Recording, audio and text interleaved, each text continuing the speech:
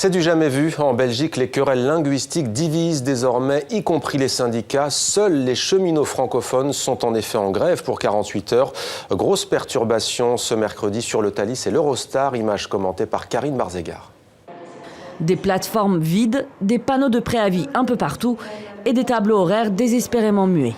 La grève a démarré mardi à 22 h. Elle va durer 2 jours. Parmi les passagers, il y a les étrangers, excédés mais désabusés. Je sais que ça arrive ici. C'est irritant, mais malheureusement, on s'y attend. Alors bon, tant que j'arrive à destination, ça ira. Et puis, il y a les Belges, plutôt habitués. Ils ont pris leur disposition. Réveil matinal ou jour de vacances. Je suis venu en avance à la gare parce que je savais qu'il y avait la grève. Mais malgré 1h30 d'avance, je vais quand même être en retard au travail. Vous prenez congé les jours de grève, vous? Pas systématiquement, parce que j'ai pas assez de jours de congé, vu le nombre de grèves. L'appel à la grève a été lancé par des syndicats de cheminots qui dénoncent la nouvelle politique de la SNCB. Allongement du temps de travail et suppression des jours de congé. Il y a diminution de la dotation budgétaire de la SNCB, donc moins de moyens, alors qu'il y a de plus en plus de voyageurs. Et donc, alors que la COP21 essaye de dire, voilà, privilégions le service, le transport public, le gouvernement belge, il est un peu cancre de la classe. Lancé au niveau national par les syndicats wallons et flamands, le mouvement s'est soldé en grève à 2 vitesses.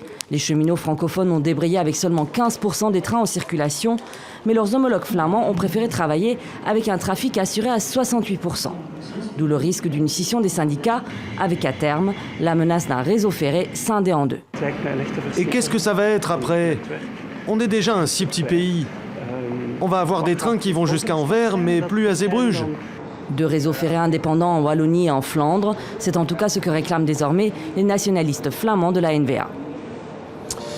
Et avec nous pour aller plus loin, Pierre Marlet, correspondant à Paris de la RTBF, notre partenaire belge. Bonsoir Pierre. Peut-être d'abord quelques mots sur ce qui est une première. On l'a entendu, c'est la première fois que les syndicats belges sont divisés en raison de leur appartenance francophone, néerlandophone. Pourquoi ? C'est un petit peu la surprise de fin d'année. En fait, il y avait un préavis de grève qui avait été déposé de manière nationale. Et puis, l'aile flamande, si vous voulez, des syndicats, aussi bien socialistes que chrétiens, ont dit finalement non. Nous, on préfère ne pas faire grève, continuer à négocier en quelque sorte. Pourquoi ? Bien, il faut savoir que il y a une proximité, si vous voulez, culturelle entre le syndicat chrétien en Flandre, qui est majoritaire, et le parti chrétien-démocrate flamand, qui est au gouvernement. Et c'est complètement différent au sud du pays. On a un gouvernement un peu compliqué en Belgique. On a 3 partis néerlandophones et un seul parti francophone de droite. Et donc là, le syndicat majoritaire socialiste en Wallonie pèse de tout son poids en opposition au gouvernement. C'est un petit peu ce qui explique cette situation bizarroïde, où on a une différence très nette. On l'a entendu, un train sur 7 seulement en Wallonie, 2 trains sur 3 en Flandre. Voilà un petit peu ce qui se passe. Ajoutons aussi que de manière générale, et sans tomber dans le cliché, il y a plus de grèves dans la partie francophone du pays que dans la partie néerlandophone. Alors, un rail divisé, Pierre, on n'en est pas encore là. Certains s'en inquiètent. C'est dangereux, disent-ils. D'autres, en revanche, sont contents. Ça fait le bonheur de certains responsables politiques. Ça fait le bonheur de la NVA, les nationalistes flamands, qui pèsent de tout leur poids dans le gouvernement fédéral, dans le gouvernement flamand aussi. Et bien entendu, on a entendu Bart de Wever, hier, le leader nationaliste flamand, qui est aussi bourgmestre d'Anvers, en profiter pour dire, vous savez, moi, ce que je propose, c'est que désormais, sur la ligne ferroviaire Charleroi-Anvers, on fait un Charleroi-Bruxelles, et puis on fait un Bruxelles-Anvers. La Charleroi-Bruxelles, elle sera fréquemment en grève, c'est la Wallonie, tandis que du côté flamand, là, au moins, les navetteurs pourront aller travailler à Bruxelles. Évidemment, c'est pas nouveau, c'est une revendication flamande de régionaliser la SNCB.